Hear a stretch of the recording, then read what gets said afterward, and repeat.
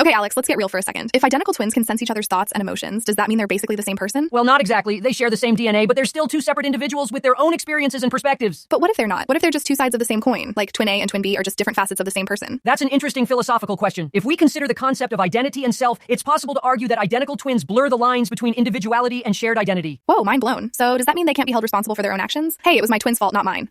Well, that's a slippery slope. But seriously, it raises questions about free will and personal responsibility. Okay, let's move on to the mother-child bond. If moms can sense their child's emotions, does that mean they're basically emotional vampires? Not exactly. It's more like they're empathetic superpower holders. But what if it's not just empathy? What if moms are actually tapping into their child's emotional frequency or something? That's an interesting idea. Some research suggests that mothers can synchronize their brain waves with their child's, which could be seen as a form of emotional resonance. Emotional resonance? You mean like they're tuning into their child's emotional radio station?